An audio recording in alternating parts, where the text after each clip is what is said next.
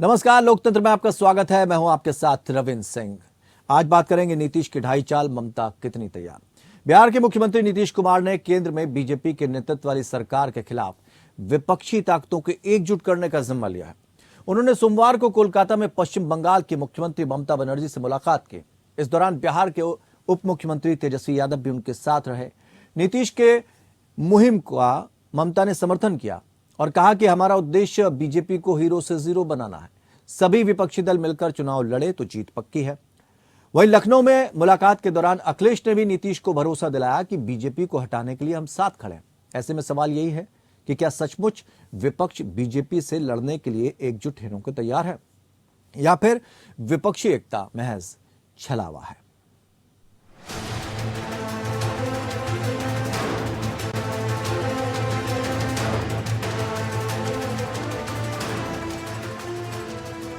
मन में पीएम मोदी की हसरत छुपाए नीतीश कुमार सियासी वैराग्य का चोला ओढ़कर विपक्षी एकता की मुहिम में निकल पड़े हैं। बिहार के सीएम नीतीश कुमार और डिप्टी सीएम तेजस्वी यादव ने सोमवार को बंगाल की मुख्यमंत्री ममता बनर्जी से कोलकाता में मुलाकात की। राज्य सचिवालय में हुई इस मुलाकात के बाद नीतीश कुमार ने कहा कि सीएम ममता के साथ हमारे लंबे समय के रिश्ते हैं। उनके शासनकाल में हुए विकास को हमने देखा है। वहीं ममता बनर्जी ने कहा कि हमारा उद्देश्य बीजेपी को हीरो से जीरो बनाना है। ममता बनर्जी के साथ मीटिंग के बाद बिहार के सीएम ने कहा कि हमने तय किया है कि सभी पार्टियों को एक साथ आकर लोकसभा चुनाव की तैयारी में जुटना चाहिए। विपक्षी दलों को देश के विकास के बारे में सोचने के लिए एक मंच पर आना होगा। बीजेपी को देश के विकास में कोई दिलचस्पी नहीं है। बीजेपी नेताओं को तो केवल अपने प्रचार की चिंता है। वहीं ममता ने यह भी कहा कि जेपी आंदोलन बिहार से शुरू हुआ था, इसीलिए हमें पहले बिहार में एकता का संदेश देने के लिए एक बैठक करनी चाहिए। इस संबंध में मैंने नीतीश जी से अनुरोध भी किया है। कब बाद में तैयार करे, बाद में कहाँ जाना है, कहाँ नहीं जाना है, क्या मैनिफेस्टो है, वो सब बाद में बताएंगे।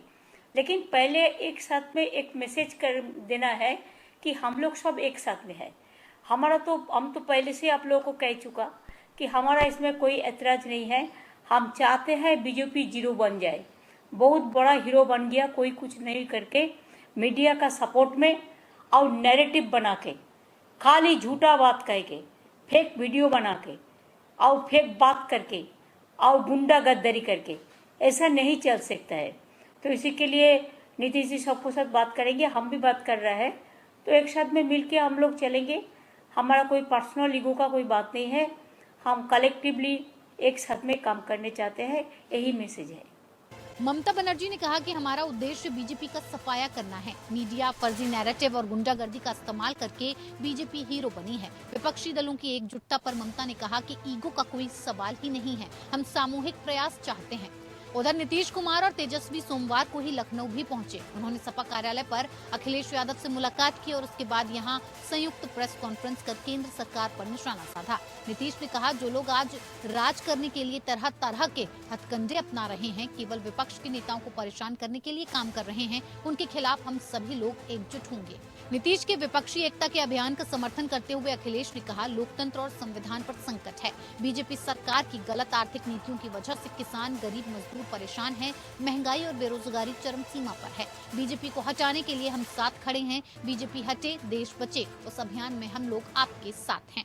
तो देखिए, सब लोग एकजुट हो जाएंगे तो नेता बनेंगे, जो भी बनेंगे काम करेंगे और देश के हित में काम करेंगे। और एक चीज हम बता देते हैं, अपने बारे में बता देते हैं, हमको नहीं बनना, ये अच्छी तरह जान लीजिए। हम सबको खाली एकजुट करने में लगे, अपने लिए हमको नहीं कुछ चाहिए। हम देश के हित में काम करेंगे और बाकी सब लोग होंगे, दूसरे लोग होंगे, सब बैठ करके तय करेंगे। अरे नहीं भाई, तो हम लोग तो उनके शिष्य हैं न जी। हम लोग तो आंदोलन उन्हीं के नेतृत्व में न रहे हैं, तो इसलिए वो तो बात स्वीकार किए। हम लोग जब स्टूडेंट थे और उस समय जब किए, ये बैठे इनके पिताजी और हम लोग सब साथ थे, उनको हम लोगों ने अनुरोध किया, वो मान लिया, वही उन्हीं के नेतृत्व हुआ है। दरअसल अगले साल होने वाले लोकसभा चुनाव से पहले विपक्ष को एकजुट करने की कवायद तेज हो रही है। कभी शरद पवार, कभी तेलंगाना के सीएम केसीआर, तो कभी तमिलनाडु के मुख्यमंत्री एमके स्टालिन इसके लिए पहल करते दिख रहे हैं। इसी क्रम में नीतीश कुमार ने भी मोर्चा संभाल लिया है। अपनी सियासी मुलाकातों के जरिए नीतीश कुमार बीजेपी के खिलाफ मोर्चाबंदी करते हुए नजर आ रहे हैं। बीते दिनों सीएम नीतीश ने कहा था कि 2024 के चुनाव को देखते हुए वो पूरे देश का दौरा करेंगे। इसमें विपक्षी एकजुटता पर जोर दिया जाएगा और इसे लेकर सभी लोगों के साथ दिल्ली में भी बातचीत हो चुकी है। कांग्रेस और दूसरे दल भी सहमत हैं। नीतीश ने कहा था कि 7 महीने से बात रुकी पड़ी थी, लेकिन जब दिल्ली बुलाकर बात की गई तो सबसे सभी बातें हुई। अब नीतीश को यकीन है कि उनकी विपक्षी एकता की मुहिम कामयाब होगी और सब कुछ तय प्लान के हिसाब से हुआ तो हो सकता है कि पीएम पद की कुर्सी उनकी झोली में आ गिरे। खैर, उम्मीदों पर दुनिया टिकी है और नीतीश भी उम्मीदों का दामन थामे बैठे हैं। Bureau report, APN news.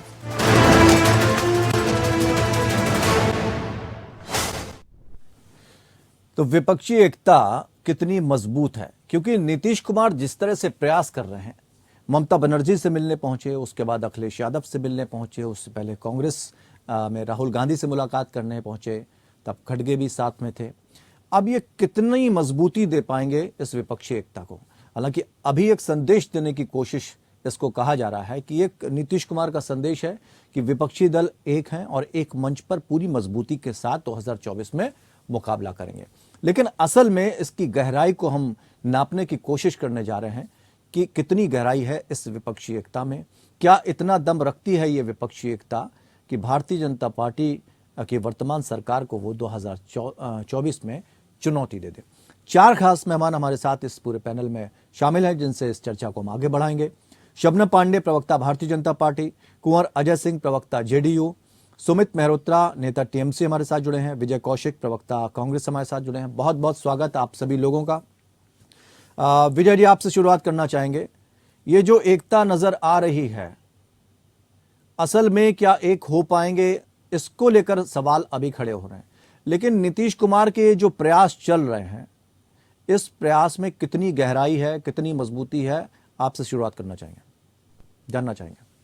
देखिए, नीतीश जी जो प्रयास कर रहे हैं और जिस तरह से वो बता रहे हैं कि उनका जो लक्ष्य है देश को बचाना है, तो निश्चित तौर पर कांग्रेस पार्टी इनके प्रयासों की सराहना करती है। और अगर देश हित में सभी दल एकजुट होते हैं और एकजुट होकर, चाहे वो अडानी का मुद्दा है, चाहे वो महंगाई का मुद्दा है, चाहे वो बेरोजगारी का मुद्दा है, उन सब के खिलाफ अगर हम सड़कों पर उतरते हैं तो निश्चित तौर पर एक संदेश जाएगा। और विपक्ष का दायित्व भी है, कांग्रेस पार्टी कभी इस दायित्व से पीछे नहीं हटी। जहां तक इकट्ठे चुनाव लड़ने की बात है, सत्ता में आने की बात है, तो हमारे लिए सेकेंड फेज का मुद्दा है। कांग्रेस पार्टी अपने दम पर चुनाव लड़ेगी और चुनाव के बाद में जो रिजल्ट आएंगे, उसके बाद में जो दल हमें सहयोग देना चाहते हैं उनका स्वागत होगा। और जो अपने अपने तरीके से जिस तरह से भी देश के हित में लड़ाई लड़ रहे हैं और मौजूदा सरकार की सीबीआई, ईडी और गुंडागर्दी के बावजूद भी जो विपक्षी दल जनता के मुद्दों को लेकर जनता के बीच में टिके हुए हैं, हम उन सभी का स्वागत करते हैं। और एक बार फिर नीतीश जी के स्वागत, जो उनके प्रयास हैं, उनका हम फिर से स्वागत करते हैं कि निश्चित तौर पर आज देशवासियों को ऐसे ही राजनीतिक दलों की, राजनीतिक नेताओं की जरूरत है कि जो देश हित के सामने अपनी पार्टी के हितों का त्याग करके आगे बढ़ें। और जो आज देश के सामने जो मुश्किलें बनी हुई हैं, चाहे वो आर्थिक क्षेत्र में, चाहे वो इलाज की समस्या, लेकिन चुनाव अकेले दम पे लड़ेंगे। हाँ, चुनाव हम अपने अकेले दम पर लड़ेंगे। ठीक है कुंवर अजय जी, ठीक है आपकी बात समझ गए। कुंवर अजय सिंह जी, ये प्रयास जो है, लगता है अगर वो कह रहे हैं सब अलग अलग चुनाव लड़ेंगे तो इतनी मजबूती आप दे पाएंगे? देखिए, ये मतलब ये तो वही बात हो गई कि एक रथ है जिसमें जितने भी घोड़े लगे हैं वो सब अलग अलग दिशा में दौड़ रहे हैं। ऐसी बात नहीं है रविंद्र जी, आप वरिष्ठ पत्रकार हैं और बीजेपी की व्यवस्था देख रहे हैं। आज की स्थिति लागू है, सभी विपक्षी पार्टियों का केवल एक ही उद्देश्य है कि तानाशाह शासक को देश से बाहर किया जाए, तानाशाह शासक को देश की सत्ता से दूर किया जाए, जनता को ठगाई करने वाला, झांसा देने वाली सरकार को भगाया जाए, महंगाई, बेरोजगारी को खत्म कराया जाए, यानी कि विपक्षी एकता के साथ जो भी सिस्टम है, जो विपक्षी एकता की बात हो रही है, चाहे वो कांग्रेस पार्टी हो या गैर कांग्रेस दल हो, सब मिल करके हम चुनाव लड़ेंगे। भविष्य में इसकी एक वो तो मना कर रहे हैं ना, विजय कौशिक जी तो कह रहे हैं हम तो अपना अकेले दम पे चुनाव लड़ेंगे ना, वो तो बिल्कुल साफ कर चुके हैं अपनी बात। हमारे नेता भी बता चुके हैं, सभी विपक्षी दलों के नेता कह चुके हैं इसके पहले कि हम जहां जिस स्थिति में जहां जो मजबूत होगा हम एक दूसरे का सहयोग करेंगे, और जिस तरीके से भी, मतलब चाहे हम साम दाम अर्थ दंड विभेद जिस तरीके से भी ये बात अगर विजय कौशिक जी भी कहते तो समझ में आती ना, उन्होंने तो ऐसा कुछ भी नहीं कहा जैसा आपने कहा। ठीक है, वो विजय जी को ये मालूम है, और जो आज तय नहीं है, विजय जी का भी कहना सत्य है, अभी आज वो तय नहीं है, आगे चलकर तय होगा कि हम कैसे क्या करेंगे। हमारा महागठबंधन की जो प्रक्रिया है उसी प्रक्रिया नहीं, उन्होंने तो ये भी नहीं बोला ना, उन्होंने तो कहा हम अपने दम पे चुनाव लड़ेंगे। अगर वो इतना भी कह देते जो शब्द आप जोड़ रहे हैं तो भी हम मान लेते हैं। विजय जी ने जो भी कहा उन्होंने कुछ गलत नहीं कहा, उनका कहना कुछ और था कि उनका कहना अभी कोई तय नहीं हुआ है। धीरे धीरे हमारी जो हमारी विपक्षी एकता का जो पहल है, चाहे वो कांग्रेस की पहल हो, चाहे माननीय नीतीश जी की पहल हो, या जो भी विपक्षी दल है, सबका पहल है, ये धीरे धीरे आगे बढ़ रही है। और आप इसकी वो देखिए कि केंद्र में सत्तासीन सरकार कैसे घबराई हुई है, बौखलाई हुई है विपक्षी एकता को देख करके। कुछ न कुछ नई मनगढ़ंत कहानियां इस पे गढ़ी जा रही है, रोज इसके चर्चे हो रहे हैं, आगे पीछे की बातें हो रही हैं, जो कि ये तो चलती है राजनीति में, और विपक्षी एकता पे कोई असर पड़ने वाला नहीं है। रविंद्र जी, इस बार जो केंद्र में, मैं फिर बताने जा रहा हूँ, जो 40% की सरकार है, 35% की सरकार है, जब 60% हम एक तरफ हो जाएंगे तो ये निश्चित है कि सांप्रदायिक ताकत देश की। हाँ, तो इस पे तो अभी क्वेश्चन मार्क है ना कि 60% जो आप अगर एक हो जाए, ये तो तब प्रश्न तो इसीलिए खड़ा हो रहा है कि 60% पहले एक दिखे तो, लेकिन सब अपनी अपनी डफली अपने अपना राग अलापेंगे तो ऐसे तो बहुत मुश्किल हो जाएगी। इसी की क्वाज चल रही है और यही विपक्षी एकता का मूल उद्देश्य है। ठीक है सुमित जी, इतना आसान होगा? क्योंकि अभी विजय कौशिक जी ने भी अपनी बात रखी, आपने सुना अजय सिंह को भी। अब अगर सबके इरादे अलग अलग हैं, सबके दायरे अलग अलग हैं, सबकी इच्छाएं अलग अलग हैं, सबका स्वार्थ अलग अलग है, तो ऐसे में विपक्षी एकता के क्या मायने हो जाते हैं? इस तरीके से कांग्रेस के प्रवक्ता कह रहे थे कि हम तो अकेले लड़ेंगे, उन्होंने बिल्कुल बात नहीं कही। हमारी माननीय ममता दीदी का भी यही शुरू से नारा है, एंटी कांग्रेस एंटी बीजेपी जितने दल हैं सब एक साथ आकर के चुनाव लड़ेंगे, मिल करके चुनाव लड़ करके भारतीय जनता पार्टी को विदाई का काम करेंगे। तो जिस तरीके से चाहे जेडीयू के प्रवक्ता साहब ने कहा, नीतीश जी काम कर रहे हैं, नीतीश जी अच्छा काम कर रहे हैं, सबको एकजुट करने की बात हो रही है। अभी कोई शेयरिंग की बात नहीं हो रही है, कोई नेता नहीं चुना जा रहा है, सबको एक पटल पे लाने की बात हो रही है। तो ये अच्छी बात है, अच्छा काम हो रहा है। भारतीय जनता पार्टी इसमें बौखलाई हुई है, देश को कह रही है कि ये लोग एक हो जाएंगे, कितना चल पाएगा, हर जगह यही डिबेट होती है। अरे भाई, एक होने की बात हो रही है, हो रहे हैं, पर भारतीय जनता पार्टी को डर लग रहा है, क्यों हो रहे हैं, क्यों मीटिंग हो रही है, इन लोगों को अलग करा जाए, किसी भी तरीके से इन लोगों को अलग करा जाए, एक ना हो पाए तो ये नाकाम होगी भारतीय जनता पार्टी की। जितनी भी कोशिश कर ले, इस बार नाकाम होंगे ये। नहीं तो इसका मैसेज क्या जा रहा है? ममता जी अगर एक सीट उपचुनाव में हार जाती हैं तो वहां पर बवाल खड़ा कर देती हैं, नाराजगी अपनी जाहिर कर देती हैं, उसके बाद इस तरह की स्थिति, तो इसका मतलब ये कि कोई किसी के एरिया में जाए नहीं, अपने अपने एरिया में सब लड़े? नहीं रविंद्र भाई, ऐसा कुछ नहीं है। देखिए, उपचुनाव में कुछ कमी रही होगी, इसलिए हम लोग आ रहे हैं, हम लोग उसका मंथन कर रहे हैं, और हम लोगों ने अपनी जो 2024 की तैयारी थी वो चालू भी कर दी है। हाँ, लेकिन जिनके साथ आप गठबंधन करना चाहते हैं 2024 के लिए, जिनसे आप दोस्ती पक्की करना चाहते हैं, उनकी वजह से आप हारे, तो उनको कह रहे हैं कि आप मिले हुए हैं भारतीय जनता पार्टी से। इस तरह के जो सवाल खड़े किए जाते हैं, ये क्या विपक्षी एकता को कमजोर नहीं करेंगे? रविंद्र भाई, एंटी कांग्रेस की बात हो रही है, हमने भी कांग्रेस के साथ में जाने की कहाँ बात करी है, आप मुझे बताइए। एंटी कांग्रेस की बात हुई है, आपने कहा कि हम कांग्रेस के संग में जा रहे हैं, कहाँ जा रहे हैं? कांग्रेस का कहीं आया? नीतीश जी अलग होकर के काम कर रहे हैं, नहीं कर रहे? कहीं कांग्रेस का हुआ? कांग्रेस के प्रवक्ता साहब ने कहा अलग लड़ेंगे, ठीक है, आप तो शुरुआत से कह रहे हैं हम लोग अलग लड़ेंगे। ये घमंड है लोगों का, कांग्रेस का उसको शुरुआत से हम लोग देख रहे हैं, हर डिबेट से के जिससे प्रवक्ता आते हैं ये बात कहते हैं अलग लड़ेंगे। अरे भाई, मत वो करिए, आपको अगर लड़ाई लड़नी है, आप इतने छोटे दल है, अपने सक्षम है लड़ाई लड़ने में। और जो नेता अगर कुछ दिन आकर के बात कह रहा है, भारतीय जनता पार्टी को उखाड़ने की बात हो रही है, तो उनका आप सहयोग करें। आप अगर राष्ट्रीय पार्टी है, बड़ी पार्टी है, ठीक है, मानते आपको सहयोग करना चाहिए। तो आपको लगता है कि बिना कांग्रेस के आप विपक्षी एकता जो है वो मजबूती ले पाएगी? बिल्कुल बिल्कुल रविंद्र भाई, है, सक्षम है हम लोग। कांग्रेस के बगैर हम लोग सक्षम है, आप हटा के देख लीजिए। चलिए, तो दल हमारे साथ में आकर के शबनम काम कर पांडे रहे हैं, जी, आपको दिखेगा। ठीक है। शबनम पांडे जी, सबको आपने सुन लिया। हो सकता है आपके चेहरे पर मुस्कुराहट भी हो, क्योंकि सबके बयान जिस तरह के आए हैं उससे आपको ही मजबूती मिलेगी, आपके दल को।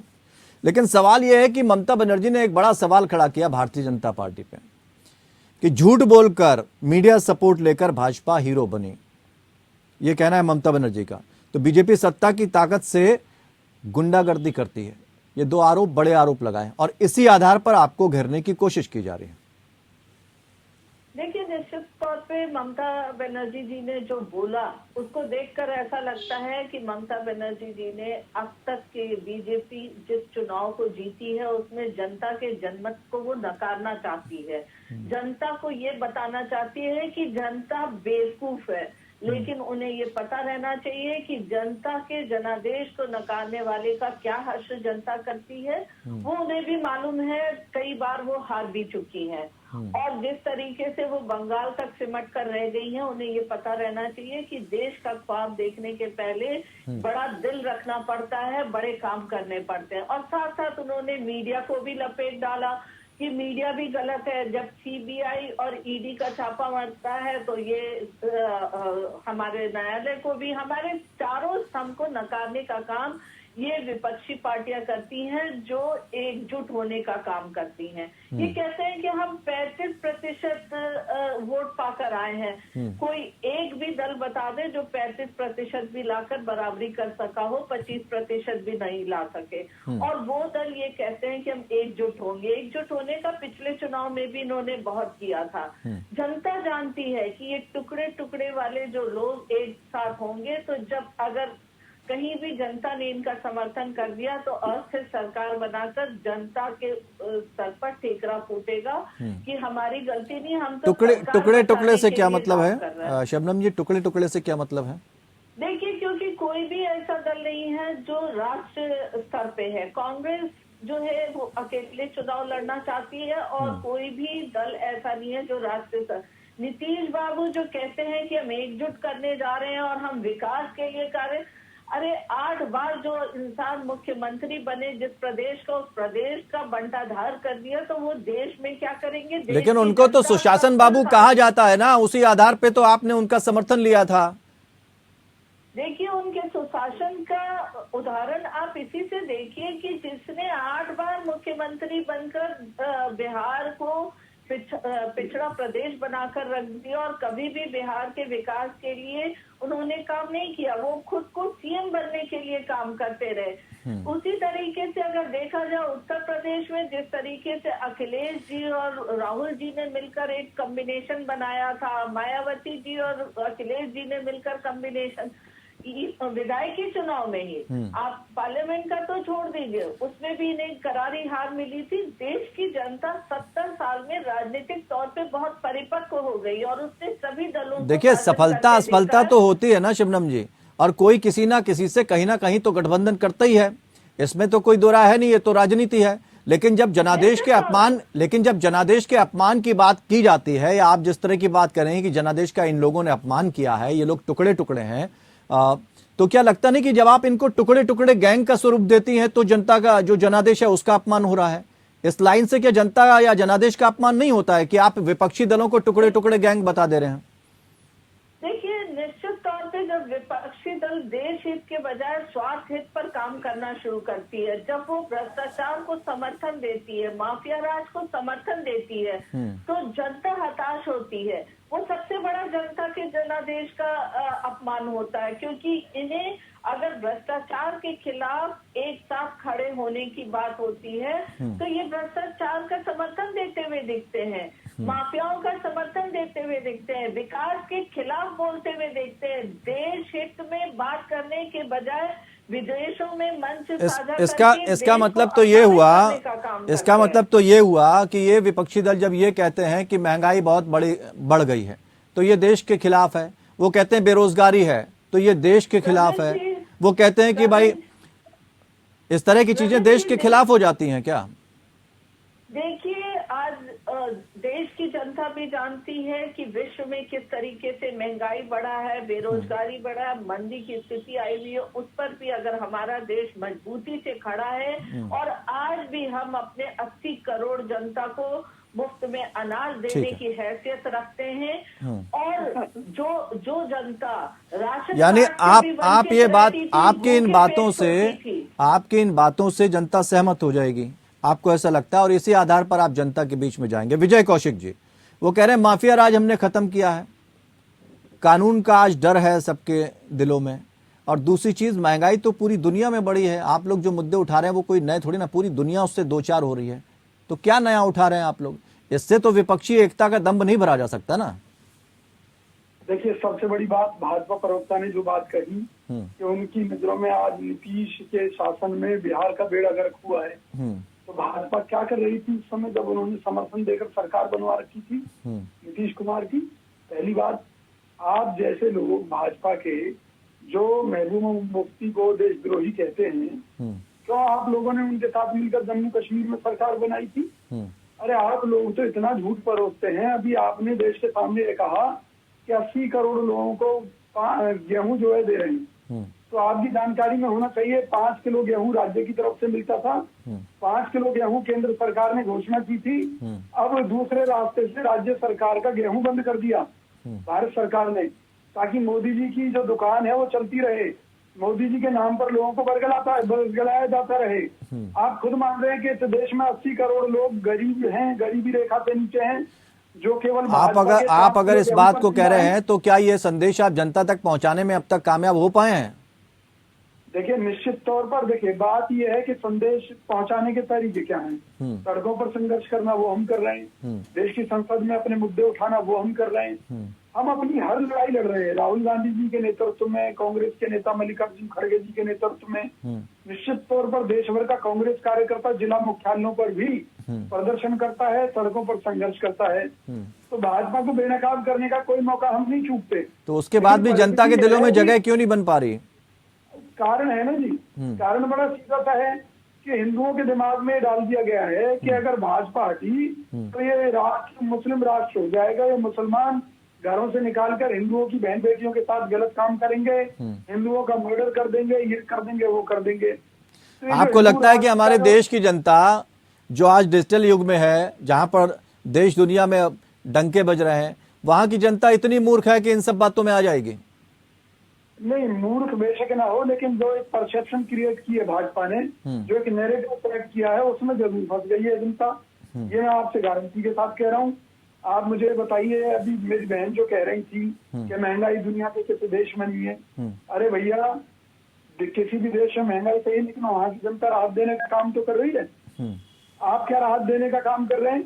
जब इंटरनेशनल लेवल पर $140 प्रति बैरल रेट था क्रूड ऑयल का, अब कांग्रेस सरकार के समय में 70 रुपए लीटर पेट्रोल था। आपके शासन में, आपकी सरकार में $30 प्रति बैरल तक भी रेट आ गए थे, जो आज भी $65-70 के आसपास रहे हैं। तब भी आप लोगों ने कितने रेट में पेट्रोल डीजल दिया है? हर नहीं, लेकिन सवाल यह है भरोसे के चेहरे का। कुंवर अजय जी, आप बड़े मुद्दों को भले ही उठा लीजिए, लेकिन एक चेहरा ऐसा होना चाहिए जो ये भरोसा जता सके जनता को कि भाई हम आप पर भरोसा करें। अब तक जो राजनीति होती रही वो अलग तरह की राजनीति होती रही, लेकिन अब राजनीति के आयाम बदल गए हैं। चेहरा कोई विशेष मायने नहीं रखता है, या कि चेहरा विशेष मायने रखता है। किस तरह की राजनीति को हम तवज्जो दी जा रही है आजकल, और इसके आधार पर कहां तक जाएंगे हम? जब हिटलर शाही नहीं चली तो मोदी शाही कैसे चलेगी? ये इनकी साम दाम अर्थ दंड विभेद देश की जनता समझ चुकी है, और किसी चेहरे के नाम पे और मोदी जोगी के नाम पे अब इनको वोट मिलने वाला नहीं है। हमारी बहन शबनम जी स्वयं इस बात जानती हैं कि इनके पोल खोल चुकी है, जनता जान चुकी। राशन देने की बात करती हैं कि इतने लोगों को हम राशन दे रहे हैं, इन्हें ये भी कहना चाहिए कि उत्तर प्रदेश में अघोषित कर्फ्यू लागू है। ये जोगी बाबा ने अधेर नगरी बना रखा है उत्तर प्रदेश को। माँ बेटियों को बुलडोजर से कुचल दे रहे हैं। नहीं, लेकिन चुनाव में तो और रही रणनीति बात- काम आती है ना, और चुनाव में ये किसी सवाल दल तो की रही रणनीति, बात- चुनाव यहाँ- में किसी दल की रणनीति यहाँ क्या है, रविंद्र जी, हम यहाँ ये भी तो साफ बताना होनी चाहिए। चाहते हैं, यही बात देश भारतीय की जनता जनता पार्टी कह रही है रविंद्र जी, कि मेरा आपके सवाल जो सुनिए आप। देश की जनता जी, आ रहे सुमित जी, एक सुमित जी, आ तरफ हिटलर शाही है, नहीं है। नहीं, ये आप जनता को समझाने में अभी तक नाकामयाब रहे ना। यही बात तो भारतीय जनता पार्टी कह रही है, यही बात भारतीय जनता पार्टी कह रही है कि देश की अब परिस्थितियां बदल चुकी हैं। अजय देश जी, की जनता ये समझ गई। अजय जी, यही बात तो भारतीय जनता पार्टी कह रही है ना कि आपकी जो स्वार्थ की राजनीति है, आप जो लोग एकजुट हो रहे हैं वो ईडी और सीबीआई के डर से हो रहे हैं। आपका अपना स्वार्थ छुपा हुआ है, आपको कहीं ना कहीं सत्ता जाने का डर सता रहा है। देश की जनता ये समझ चुकी है कि एक तरफ केवल हिटलर शाही है और दूसरे तरफ लोकतंत्र है। जो केंद्र की तानाशाह सत्ता है, तानाशाह जो सरकार है केंद्र में विपक्ष विहीन करना चाहती है भारत गणराज्य को, लेकिन ऐसा होना संभव नहीं है और देश की जनता इसको बखूबी समझ चुकी है। नहीं, किसी तो के ये कह देने से तानाशाह अजय जी शासन को, किसी के देश कह की देने सत्ता से या को किसी के बाहर करने फेंकने से की अगर इस जनता तरह ने की चीजें बनाई। हो गई होती तो इतिहास गवाह है कि जो लोग इन इरादों को लेकर आए उनका हश्र क्या हुआ है। 2024 में एक तस्वीर जो सामने आई थी, हमने उपचुनाव, सवाल ले लीजिए जी रविंद्र जी, मेरा एक सवाल है जी, कि जो तृणमूल कांग्रेस के प्रवक्ता बार बार ये कह रहे हैं कि एंटी कांग्रेस है, एंटी कांग्रेस है, तो भैया तृणमूल के आगे कांग्रेस क्यों लगा रखा है? आपने हमारी पार्टी की नकल करके और वहां अपनी दुकान चला ली कांग्रेस शब्द लगाकर, तो भाई इतनी एंटी कांग्रेस है तो तृणमूल के आगे से कांग्रेस शब्द हटा दीजिए, पहली बात। दूसरी बात यह है कि हमें मालूम है, हमारी पार्टी को अच्छी तरह मालूम है कि आप सीबीआई और ईडी के डर से भाग रहे हैं, डर रहे हैं, आप भाजपा के अनुसार कार्य करने पर मजबूर हैं। इसलिए कांग्रेस पार्टी आपके आगे कोई हाथ नहीं जोड़ रही कि आप एक हो जाइए, मत होइए। कांग्रेस पार्टी अपना काम कर रही है, हम देश के लिए अपनी लड़ाई कर रहे हैं, जो हमारा फर्ज है हम पूरा करते रहेंगे। नहीं तो कांग्रेस पार्टी भी तो हाथ जोड़कर गई थी ना, कभी अखिलेश से गठबंधन हो रहा है, कभी महाराष्ट्र में गठबंधन हो रहा है, तो एक ना एक दिन तो कभी ना कभी तो किसी ताकतवर को भी झुकना पड़ता है। नहीं, कोई मना थोड़ी नहीं है, हमारे यहाँ कोई ताकतवर और उसकी बात नहीं है। देश के ये देश हित में हम छोटे से छोटे दल के आगे हाथ जोड़ रहे हैं कि भाई आज देश को आपकी जरूरत है। नहीं तो सियासी जमीन जो आपकी सरक गई है, सियासी जमीन जो कांग्रेस की सरक गई है, वो कहीं मायने नहीं रखती। नहीं, हमारी कोई सियासी जमीन नहीं सरकी है। अच्छा, निश्चित तौर पर कोई छोटी मोटी कमियां हमारे यहाँ हैं जिनके चलते आज हमारी पार्टी को एक दिन देखना पड़ा है, लेकिन उन कमियों को भी सुधारेंगे। ठीक जनता है। के बीच सुमित जी, जवाब दीजिए। लगातार संघर्ष कर रहे हैं। सुमित जी, भाई यही अहंकार ले डूबा ने 2014 में, 2019 में और 2024 में। कि कांग्रेस आज अक्सर लड़ेगी चुनाव। आप देखिएगा जब सरकार बनने का टाइम आएगा तो कांग्रेस ही छोटे दल को, जो ये कह रहे हैं अच्छे छोटे दल हैं, ममता दीदी ने नाम चुरा लिया, यही लोग हाथ जोड़ते हुए आएंगे, यही लोग पहल करेंगे हमारे साथ में आ जाइए। ठीक है, मैं आपसे बहस करने आपसे नहीं, मेरा हमारी जो लड़ाई है वो भारतीय जनता पार्टी नहीं, लेकिन एक गंभीर सवाल उठा गए इस समय विजय, वो ये कह रहे हैं इसीलिए यही वजह आप एकता को मजबूत नहीं करना चाहते हैं, विपक्षी एकता को, तो क्या खेमा बदल जाएगा क्या? आप विपक्षी दलों की बजाय क्या बीजेपी के खेमे में चले जाएंगे? वो कह रहे हैं बीजेपी को मजबूत कर रहे हैं आप। रविंद्र भाई, ये कांग्रेस की पुरानी है कि कांग्रेस ने, आप देखिए, ये सबको कोसने में कोई कसर नहीं छोड़ी, अपना घर संभल नहीं रहा है, इनके सारे नेता चले जा रहे हैं, फिर भी कह रहे हैं हम अकेले लड़ेंगे, सरकार हम बनाएंगे, हम हमारे पास आइए। अरे भाई, कहाँ से आपका नेतृत्व कौन कर रहा है? कौन है? राहुल गांधी जी कर रहे हैं, राहुल गांधी चुनाव नहीं लड़ेंगे। सोनिया गांधी जी है, सोनिया गांधी जी नहीं लड़ेंगी चुनाव। कौन कर रहा है? पहले आप खुद का अपना घर स्टैंड कर लीजिए, मजबूत कर लीजिए, उसके बाद जितने विपक्षी दल है उनके आगे आप हाथ फैलाइए कि आइए हमारे साथ आइए, पहले अपना घर मजबूत करिए। ठीक है, और विपक्षी दल जितने सब मजबूत हैं, ठीक है ना, आप परेशान मत हुई किसी चीज को, हम विपक्षी दल मिल करके भारतीय जनता पार्टी को उखाड़ने का काम करेंगे। और रही बात, हमारी शबनम दीदी ने एक बात कही थी, टुकड़े टुकड़े गैंग, पहले तो एक बताएं कि टुकड़े टुकड़े गैंग कौन है, उसका खुलासा करेंगी। और इन्होंने एक बात कही थी कि मीडिया को, ममता दीदी ने कहीं मीडिया के ऊपर आरोप लगाया, ममता जी ने सारी मीडिया के ऊपर आरोप नहीं लगाया, गोदी मीडिया के ऊपर, जो आज सुबह से लेकर शाम तक गोदी मीडिया जो सुबह से बखान करती है, कुछ चैनल ऐसे हैं गोदी मीडिया करते रहते हैं, मोदी जी का बखान करते रहते, उसके ऊपर आरोप लगाया, पूरी मीडिया के ऊपर नहीं लगाया, ना पूरे सिस्टम के ऊपर आरोप लगाया। ये आपको नहीं तो समझना पड़ेगा। जीत और कैसे तय आपके होगी? नेता ने, जीत कैसे तय इनके होगी? नेता ने कितनी बढ़िया बात कही थी 2014 में जब आए थे। 2014 में आए तो कहने लगे मेरे पास सीबीआई की लिस्ट है। इन इरादों से लगता है कि जीत मिल जाएगी। ये जो आपकी जो डायलॉग डिलीवरी है और विजय जी की जो डायलॉग डिलीवरी है, ये तो अभी से आपके हालात ये हो रहे हैं, आगे क्या करेंगे? और दूसरी चीज ये है कि भारतीय जनता पार्टी ने आपके वोट बैंक में सेंध लगाने की कोशिश की है। वो आपके चेहरों को तो दरकिनार कर दिया, वो वोट बैंक में सेंध लगा रहे हैं। अगर आपके गढ़ में अच्छी सीटें भारतीय जनता पार्टी पा लेती है तो आपके लिए तो ये बैकफुट जाने वाली ही बात है, भले ही आप दम भर लें। रविंद्र भाई, हम कहाँ कम हुए? हमें आप बताइए, हमने तीसरी बार सरकार बनाई है और पूर्ण बहुमत की सरकार बनाई है। जो पिछली बार हम लोग लेकर के आए थे जितनी सीटें, उससे डबल सीटें हम लोग लेकर के आए। सीटों में इजाफा हुआ, सारी चीजें हुई। उन्होंने जो सेंधमारी लगी है वो कांग्रेस के उसमें करी, हमारे कहीं कुछ कमी नहीं हुई है। हमारा वोट बैंक आज भी हमारे पास है, हमारे साथ में है पार्टी का। तो इस वोट बैंक से आप राष्ट्रीय राजनीति का हिस्सा बन जाएंगे।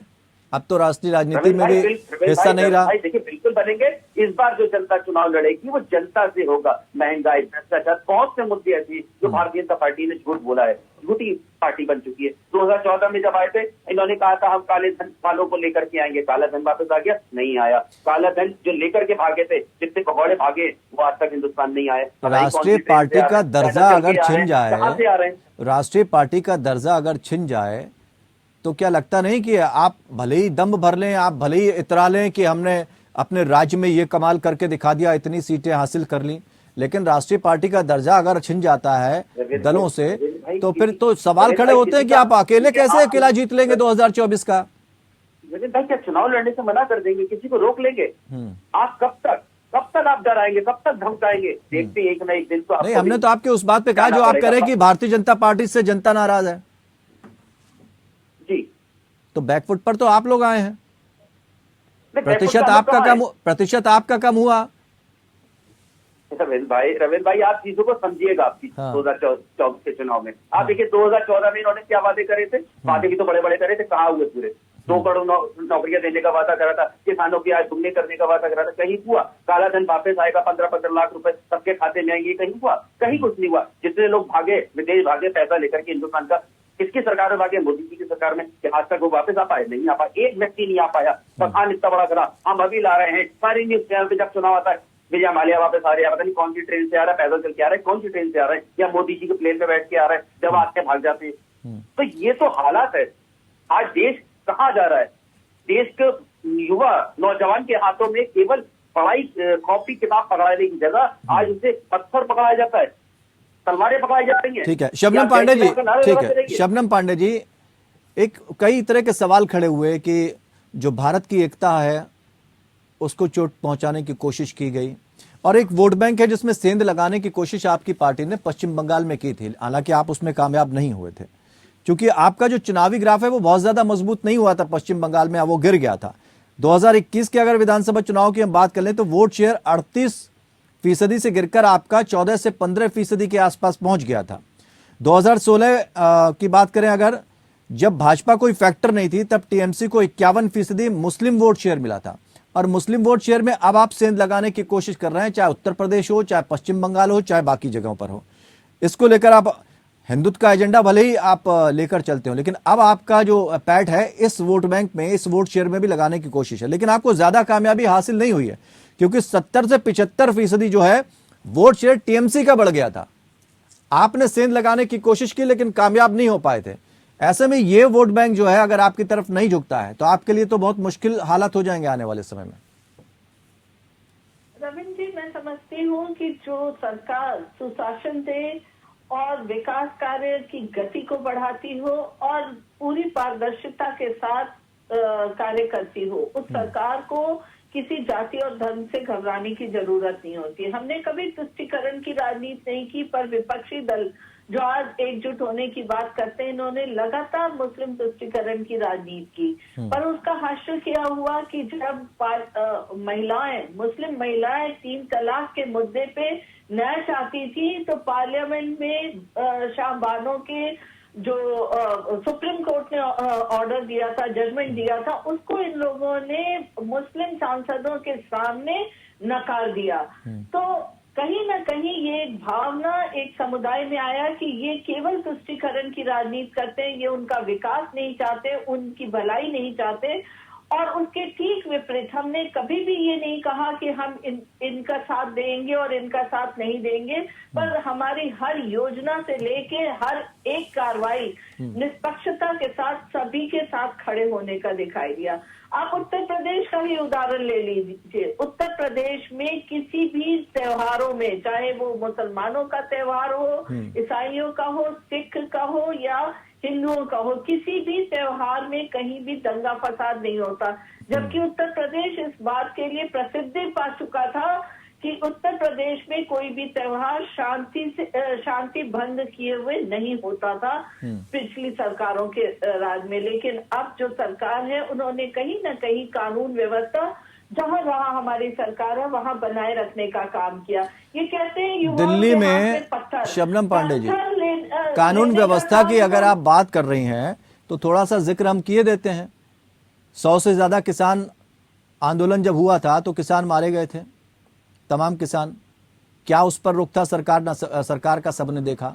दिल्ली में अभी हालिया बात कर लें, आज की हम बात कर लें, खिलाड़ी जो है वो आपके नेता को लेकर लगातार प्रदर्शन कर रहे थे, FIR तक दर्ज नहीं होती है, सुप्रीम कोर्ट में मामला पहुंचता है। इसको बोलते हैं आप, ये सब ठीक है? देखिए अगर देखा जाए तो हमारी सरकार ने जनता की, चाहे वो किसी भी तबके का जनता है, उनकी सब समस्याओं का हल करने का हमेशा कार्य किया। FIR तक दर्ज नहीं होती है, कैसे हल हो जाएगा? FIR तक दर्ज नहीं होती है। दिल्ली और बेल भूषण के ऊपर यौन शोषण का मसला है के खिलाफ FIR नहीं होगी, इनका सांसद है वो। रेप किया, लेकिन अभी विपक्ष का कोई सांसद होता, विधायक होता, उसके ऊपर FIR हो गई। हमारी सरकार आई, FIR हुआ, कार्रवाई हुई और आज वो सलाखों के पीछे सरकार में कोई भी भ्रष्टाचारी बच नहीं सकता। निश्चित तौर पे समय लगता है, हमारी लेकिन गवर्नमेंट में भ्रष्टाचारी बच नहीं सकता, विपक्ष का। ये कहिए भ्रष्टाचारी को सलाखों के ये पीछे करने का राशन की बात करती हूँ तो ये राशन, एक मिनट अजय जी, एक मिनट अजय जी, सुमित जी, एक मिनट आ रहे हैं आप। हमने चौतरफा विकास किया है। आप देखिए 70 साल की आजादी के बाद भी भाइयों का ठीक है, अपना विकास अपने दो भाइयों का विकास, ठीक है। महिलाएं हमारी जनता ने अजय जुड़ी जी, थी। अजय जी, देखा जाए ठीक है। तो 70 साल अजय जी कुछ बोलना चाहे, शबनम जी, अजय जी पूछना चाह रहे हैं कुछ। देखिए कहना और करना जो चीजें हैं वो दिखती हैं। माध्यम से मैं देश की जनता को ये बतलाना चाहता हूँ कि विश्व की सबसे बड़ी पार्टी का दंभ भरने वाली पार्टी को आज कर्नाटक में उम्मीदवार नहीं मिल पा रहा।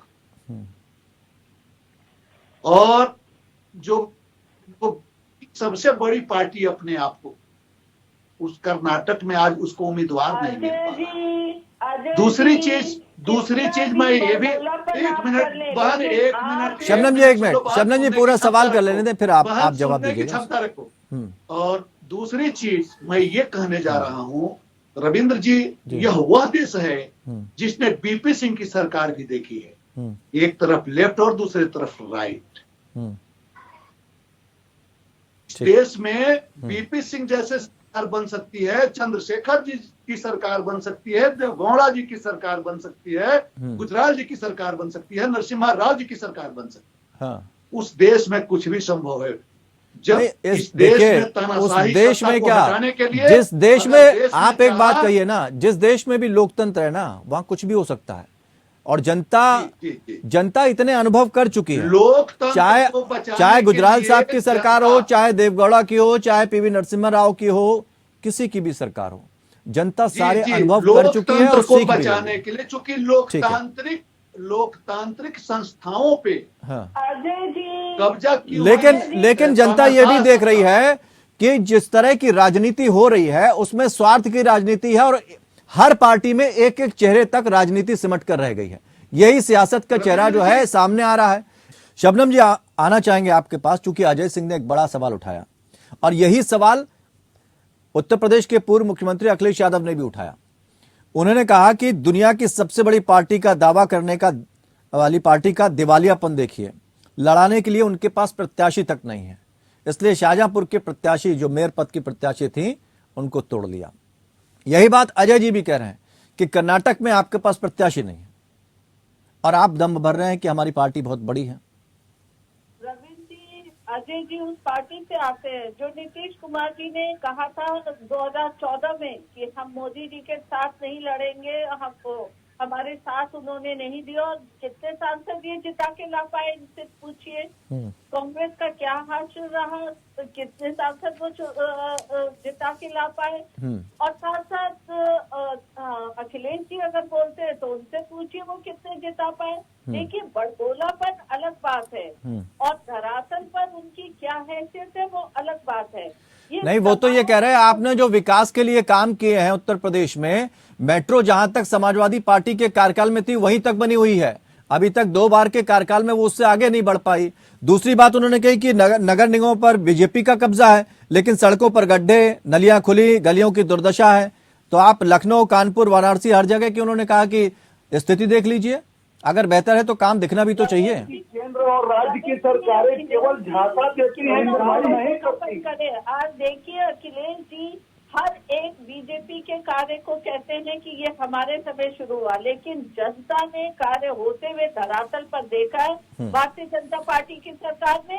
और शहरों में चाहे यातायात व्यवस्था हो, जल व्यवस्था हो, कानून व्यवस्था, तमाम व्यवस्थाओं में एक बहुत बड़े ठीक है विजय कौशिक जी का पत्थर बताने वाली। देखिए, मैं भाजपा पर उस तरह की बातों का जवाब देना चाहता हूँ। हाँ, संक्षेप में दीजिए, समय कम है, हम एक एक बार सबके पास संक्षेप में दे रहा हूँ, बिल्कुल संक्षेप में दे रहा हूँ। शबनम जी कुछ कहना चाह रहे हैं जी? भाजपा केवल जनता की आंखों में धूल झोंकती है। सबूत के तौर पर बताता हूँ, पिछले अगर 70 साल में 40 लाख करोड़ का विदेशी कर्ज था तो बीजेपी सरकार में बढ़कर 140 लाख करोड़ हो गया है। चाइना के साथ व्यापार घाटा बढ़कर तकरीबन 100 अरब डॉलर हो गया है। इसके अलावा 100 स्मार्ट सिटी इन्होंने बनाने की बात कही थी। पिछले 8 साल में 9 साल में एक भी 100 स्मार्ट सिटी इन्होंने तैयार नहीं की है। नमामि गंगा परियोजना जिसे कहते थे कि गंगा शुद्ध करेंगे, हजारों करोड़ खा गए, कोई गंगा शुद्ध नहीं हुई। इनके हर काम में घोटाला है। कहते थे काला धन वापस लाएंगे, कौन चलाए। यह विदेशी पूंजी निवेश का विरोध करते थे। ठीक है, 49% का भी। इससे विपक्षी एकता मजबूत होगी। निवेश लागू कर दिया, इससे विपक्षी एकता मजबूत होगी। मचा रखी है, इससे विपक्षी एकता मजबूत होगी। देखिए, मुद्दे एक हैं, आप लोग अपने आप को एक करने के लिए क्या कर रहे हैं ये बता दीजिए। देखिए, हम सीधी सी बात है, हम देश के लिए लड़ाई लड़ रहे हैं और जो हमारे साथ आने चाहे उसका स्वागत है। हम गले लगाकर उनका स्वागत करेंगे। कहाँ कर रहे हैं आप? टीएमसी से तो वैसे ही नाराजगी आप जाहिर कर रहे हैं। आपने उनको कोसने में कोई कसर नहीं छोड़ी। रविंदर भाई, उन्होंने खुद कहा था कि वो एंटी कांग्रेस हैं। तो मैंने एक सवाल खड़ा किया कि तृणमूल कांग्रेस के आगे कांग्रेस शब्द क्यों है? पहले उसे हटा दीजिए। सुमित जी जल्दी से जवाब दीजिए। ऐसे कैसे आपकी एकता नजर आएगी जब इस मंच पे नहीं नजर आ रही है आपकी एकता? अगर आपको इतना ही है कि टीएमसी के उसमें कांग्रेस फंड लगा हुआ तो आप नहीं, वो तो आपने चूंकि एंटी कांग्रेस कहा इसलिए उन्होंने सवाल खड़ा किया। उन्होंने अपनी तरफ से सवाल नहीं खड़ा किया ना, उन्होंने अपनी तरफ से सवाल। ठीक है अजय जी। रविंद्र भाई देखिए, मैं रविंद्र भाई एक चीज भारतीय जनता पार्टी जो बहुत बड़ी पार्टी है उत्तर प्रदेश के अंदर देखिए ये सब चीजें आप देखिए, ये सब चीजें हैं। सबसे पहले आप जिस गठबंधन को बनाने की बात कर रहे हैं उसमें मजबूती दिखनी चाहिए। चलिए, बहुत बहुत शुक्रिया आप सभी का हमारे साथ जुड़ने के लिए। अगर इरादे नेक हो और विजन एक हो तो फिर मजबूती होती है, लेकिन ऐसी मजबूती यहां पर दिख नहीं रही। तो जब अभी ये हाल है तो आगे क्या होगा ये देखना होगा। तो फिलहाल इतना ही।